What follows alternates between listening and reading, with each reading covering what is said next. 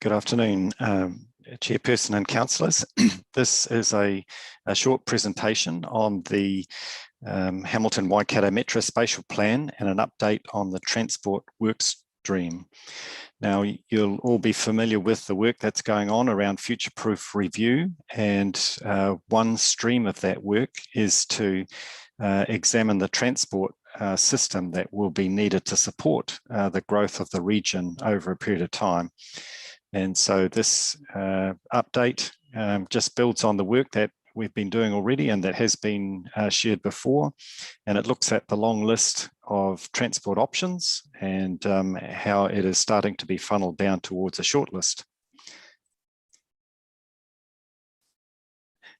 So the purpose of the transport work stream is to come up with a program business case. And that's around identifying the types of investment that will be needed for the greater Hamilton Waikato area into the future as we grow in population. And on that slide there are a range of objectives of this transport business case. So a program business case really looks at all of the potential interventions and the timeframes and costs to implement those. So like all parts of the future-proof work and the Metro Spatial Plan work, we have a vision statement.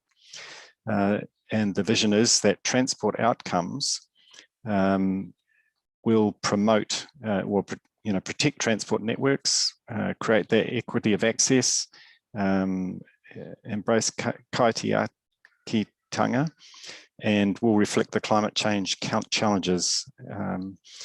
But quite importantly, that it will promote the urban form envisaged for the Hamilton and Waikato Metro Spatial Plan area. And that's because you'll see in the next slide that growth and transport options go hand in hand in the planning. So this little diagram here shows that as land use changes, it obviously changes the type of transport or increases the transport in an area. And then there's often work done to examine the modes of transport. If it doesn't work, then you get deterioration in the levels of service and a need for network improvements. So the idea is that we want a coordinated land development plan and transport plan for the greater region. So we're probably familiar with this type of diagram, which starts off on the left with the situation today in many areas where many of our towns still live in the quarter-acre dream with low density of population and housing, most people getting around by the private motor vehicle. But as the region grows and the population grows, then there is a need to plan towards the future. Higher density requires a lot more people to be shifted in those peak times of the day than the current transport system can do. Hence the need to plan for that future. So where are we at with this project? It is in that between 1 and 2, where we've identified a long list of potential options, and we're looking to navigate to a short list that everybody agrees on, that can then be the further research and analysis and costing can be done to come down to a recommended way forward. So by April next year, we hope to be able to present to the elected members and the community the recommended way forward. But along this journey, there will be frequent updates and presentations and workshop sessions with councils and regional council and all of the stakeholders to make sure we're on the right path. So in looking at transport options, we follow this intervention strategy, which you'll note is also in Waipaha District Council's draft transport strategy, to make sure that we're doing things in the most cost-effective way. We start with integrated planning, managing demand, optimizing the existing network use and services use. And then finally, if all else fails, we need to build new infrastructure or supply new services. So that's the supply side. So you'll see as we move forward, we'll look first at the land use scenarios predicted, and then we'll look at that supply side of what the transport solutions might be. But options and that demand management and productivity are common to all potential transport solutions in the future. As far as the land use outcomes, so many people will be aware of the future-proof plan and the current plan for where growth will occur. That is the baseline against which we compare all of our options, our transport options against. Then the direction that the future-proof review is heading towards is more centralised land use, where we see a greater density of urban development in the centre of Hamilton. So one land use scenario that we started off with in the long list was that there would be more urban development in the wider region and less in Hamilton. But that land use scenario has been discounted because it really doesn't meet the objectives of the Metro Spatial Plan.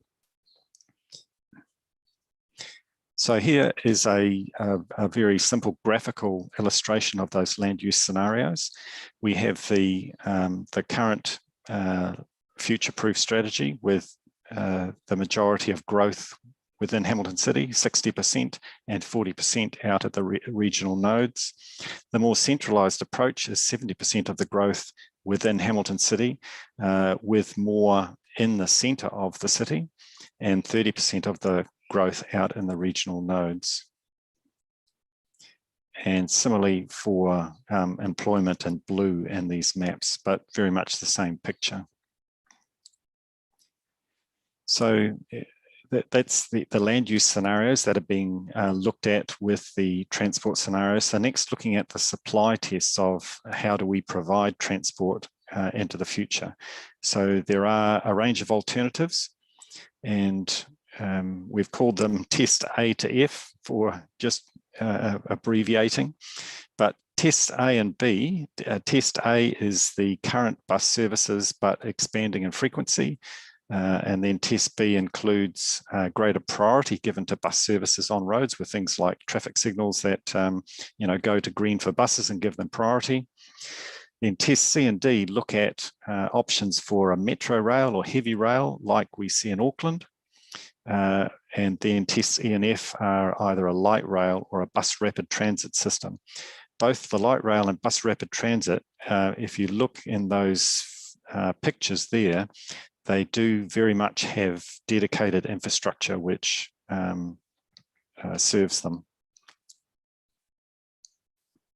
So for the bus tests, so these are current or proposed bus routes with frequencies. So these have been tested in the modelling and in the evaluation in the long list. And then those test B, where priority measures would be applied on those corridors to give bus journeys greater priority over private vehicle journeys. So really for those, the testing and evaluating transport outcomes, as I noted earlier, that demand management and optimization is included in all options and would be necessary to meet those higher demands on the transport network. Rapid transit is the future as the city grows and the towns grow. We see that if we don't adopt a rapid transit approach, and rapid transit just means services that can shift a lot of people in one go, not dependent on everybody in a private vehicle. So those options have the potential to really shift a lot of people out of private cars because of the quality and the level of service provided. And we know that options need to be scalable, and that we can't go from 0 to 100 in a short time frame. We've got to plan for and roll out options over a time period as the region grows. Yep, Philip, you have a question there? Brian, is it all right? Liz, just on that, just go back the slide, please.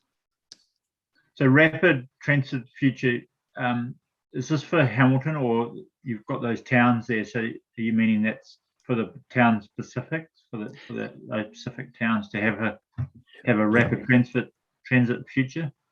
Yes, certainly. That's going to become clear in just the next 1 or 2 slides. Right. Philip. So, yep. Okay. Thank you. Sorry. Thanks. No worries. So here, the rapid transit tests. So test C, that's the heavy rail that would run from, in this test, from Huntly through to the centre of Hamilton and out to Ruakura and the university. And then test D is again heavy rail, but with a much bigger reach. So all the way to Morrinsville, Cambridge and Tiamutu. And then test E, the bus rapid transit or light rail system, again from Huntly through the city all the way to Cambridge, and on the western and southern side from Rotokauri, through to the hospital in Central City and airport and Tiamutu. So those are the tests that have been looked at to date. But remember that at this long list stage, these tests have been done at a high level, not with a great deal of granularity in terms of exactly where the route should run for the likes of bus rapid transit. Obviously with the rail type tests, we're limited to where existing rail corridors run at the moment, but with bus or light rail, there's options, for the routes to run in a number of places. So then we've looked at those potential transport options, and then down to, well, what would be the staging and sequencing to make something like that work? And obviously initially it's utilising existing transport corridors and looking at what other infrastructure needs to be built for the growth. Then looking at route protection, once identified where these rapid transit routes should go, making sure that the corridors are protected to enable that to happen in the future. And then looking at staging and sequencing, using the new bus services and increasing bus priority to get us through the short to medium term, while these more expensive and disruptive type transport solutions could be rolled out. But all the way through here, there would also be a strong emphasis on getting walking, cycling, micro-mobility networks up and running, because they do have potential to meet a lot of that initial demand for short trips. So then looking at the staging and sequencing in a little bit more detail, years 1 to 5, it's making sure that those compact urban form requirements, flow through in all of the planning documents, those efforts to optimize existing networks, implement demand management, and developing and fine-tuning those existing bus services. And then 5 to 10 years time, increasing bus priority based on the demand in the areas where congestion is occurring, and making sure that the public transport system works really effectively, and identifying that rapid transit spine for development, and then later 10 years to 30 years, making that shift to a rapid transit sort of future. So this then, so the key program dates is around what I've described to you here, is working through, what options have come through on that shortlist. Then through December, January, working more with that shortlist and making sure that we've got all the appropriate information, and can then in February, March, make presentations to future-proof partners, and provide more flesh on the bones of that shortlist for the likes of benefit, costs, and how it all fits together with the with a land use change, then being able to recommend that way forward in April, May. So I'm happy to take any questions that people have now. If I'll leave the slides up for a moment in case anybody wants me to flick back, but if it's clear that we don't want to look at the slides, then I'll stop the sharing so you can all see each other. I've got a question or a couple of questions, Brian. Yep. I noticed that in the options, it's sort of early on in the slides, but I can't remember what slide number, where it talks about the various options that are looked at. There isn't anything that looks at ride share. I think it's talking about, I think it's before then. Oh, well, it might be the tests. Yeah, it might be the tests. Yep. Because I'm quite concerned that it's going to cost a lot of money to do this. And we also need to get that 30% reduction in emissions. And I think that trying to achieve a 30% mode share shift on buses and rail, it doesn't match what's happened overseas so far. But also, it's a lot cheaper to implement a ride share system, and it also extends out to our rural communities to use as well. And really, I'd be worried that all this as an investment would go into these metro systems, using options, that are kind of, hardwired to the metros. Whereas if we looked at this technology that allows ride share, we could still get really good services within our urban areas, but we could also help our rural communities who are also doing a lot of commuting or other trips into our urban centres. Yes, I'm a bit disappointed that it gets mentioned as a micro mobility option sort of right at the end, but I just think the numbers would surely stack up, as well as the speed of implementation and the potential to get a far greater shift in the way people travel around. Yes, certainly. So when I talked about demand management and productivity improvements, that's a pretty broad description of things that can be done. So, around demand management, if you provide a lot of very cheap parking in the middle of a city, then everybody will choose to drive in because they've got cheap parking, and that'll be cheaper than getting on a bus. And we see that in some cities. So, part of that demand management would be that parking is, appropriately priced, and bus transport and other, forms of public transport are priced appropriately. So that, but again, around productivity, if ride share type schemes are running, then that could easily be one of those productivity measures to reduce the number of private vehicles on the road. Yeah, so it's not ruled out, but I guess when you're right, we have to think about, what does this transport, what do these transport options provide for Waipa District, given that we're not living in the middle of the city, but we're very reliant on the city for many services: education, university, health services, a lot of specialist, suppliers and contractors, and everybody are there. So all the way through, we're asking those questions: how does this work for Waipa? How does it work for our towns? And just getting onto that demand management system, I'd really like it to be fair to rural people, because it's all very well to say, well, people that live in the city, they shouldn't be taking their vehicle into the centre of town, but you've got farming people who want to take their ute in and load up with supplies and materials, and yet it's going to be difficult for them, because if they also want to do some shopping in the CBD, it's going to be hard for them to get a park, or it's going to be really expensive. And a park and ride option doesn't really suit, that kind of shopping behaviour as well. Yeah. No, you're quite right. We do have to bear that in mind, and there will always be people who need to drive a ute or a light truck or something like that into the city to do that business sort of trip.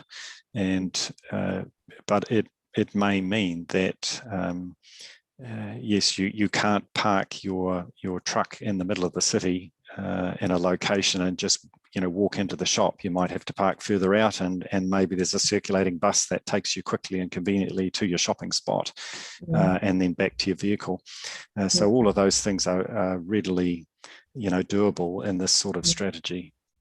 But it also takes people some learning to do. They need some help to work out how to navigate the system, I guess. Yes. Okay, cool, thank you. Roger, you have a question. Yeah, thanks, Brian. Really interesting. Can we go on to test E? I don't know what slide number that was, but where it looked at the one rapid transit going down to Cambridge.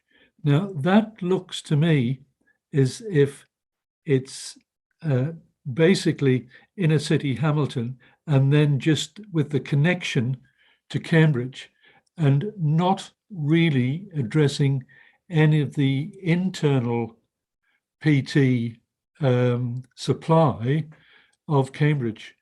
And I'm just, Cambridge is growing and growing and growing, and we're a large town that really justifies the need for public transport. It'll have the size for public transport, and yet there doesn't seem to be any addressing of that. It seems very, very focused on connecting Hamilton to the outlying regions rather than our particular need. Yeah. Yep. Forgive me for that, Roger. I should have explained. So these tests just examine the trunk routes, but of course, to support rapid transit on those trunk routes, we would still need to have bus services which feed passengers around the town and also to those key stations for the rapid transit. Whether that's a bus or a walking and cycling route to the station, because these rapid transit options, of course, they can't go on every street. They're too big. If it was buses or light rail, they can't turn the corners. So they're restricted to certain corridors, and the bus and micro mobility walking and cycling plans have to support those transit options. And there's that regional study coming up that's looking at the question of congestion at peak times, and the fact that the existing services now, and I know this is not addressing existing services, it's looking at the future scenario, but it's, with that, it's going to mean that it's going to have to be kind of city to city, that, isn't it? Direct and fast, and, take into consideration those congestion points. Yes, you're quite right there, and that's where that you can enhance the bus service with frequency and comfortable vehicles. But if the passenger transport vehicles are stuck in congestion as well, then the system doesn't work. And so that's where those priority measures, whether it's bus lanes or traffic signals that give the passenger transport a jump start ahead of the queue, is where the that productivity and improvement comes in. Good, thanks.